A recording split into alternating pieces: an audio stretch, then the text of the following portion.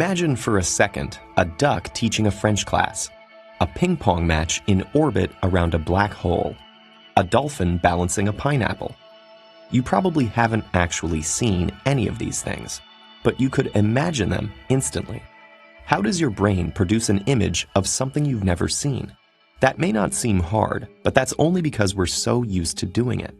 It turns out that this is actually a complex problem that requires sophisticated coordination inside your brain. That's because to create these new, weird images, your brain takes familiar pieces and assembles them in new ways, like a collage made from fragments of photos. The brain has to juggle a sea of thousands of electrical signals, getting them all to their destination at precisely the right time. When you look at an object, thousands of neurons in your posterior cortex fire. These neurons encode various characteristics of the object: spiky, fruit, brown, green, and yellow. This synchronous firing strengthens the connections between that set of neurons, linking them together into what's known as a neuronal ensemble. In this case, the one for pineapple. In neuroscience, this is called the Hebbian principle. Neurons that fire together, wire together. If you try to imagine a pineapple later, the whole ensemble will light up, assembling a complete mental image. Dolphins are encoded by a different neuronal ensemble. In fact, every object that you've seen is encoded by a neuronal ensemble associated with it, the neurons wired together by that synchronized firing. But this principle doesn't explain the infinite number of objects that we can conjure up in our imaginations without ever seeing them. The neuronal ensemble for a dolphin balancing a pineapple doesn't exist. So how come you can imagine it anyway? One hypothesis, called the mental synthesis theory, says that, again, timing is key. If the neuronal ensembles for the dolphin and pineapple are activated at the same time, we can perceive the two separate objects as a single image. But something in your brain has to coordinate that firing. One plausible candidate is the prefrontal cortex, which is involved in all complex cognitive functions. Prefrontal cortex neurons are connected to the posterior cortex by long, spindly cell extensions called neural fibers.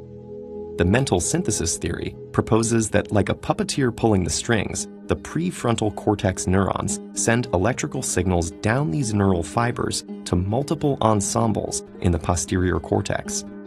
This activates them in unison. If the neuronal ensembles are turned on at the same time, you experience the composite image just as if you'd actually seen it.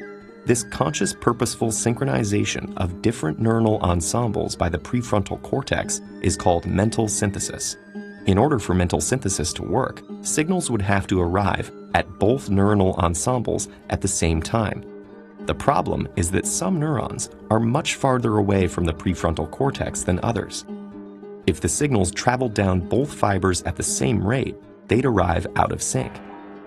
You can't change the length of the connections, but your brain, especially as it develops in childhood, does have a way to change the conduction velocity.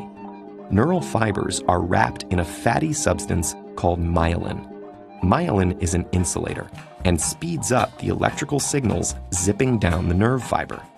Some neural fibers have as many as 100 layers of myelin. Others only have a few. And fibers with thicker layers of myelin can conduct signals 100 times faster or more than those with thinner ones. Some scientists now think that this difference in myelination could be the key to uniform conduction time in the brain, and consequently, to our mental synthesis ability. A lot of this myelination happens in childhood, so from an early age, our vibrant imaginations may have a lot to do with building up brains whose carefully myelinated connections can craft creative symphonies throughout our lives.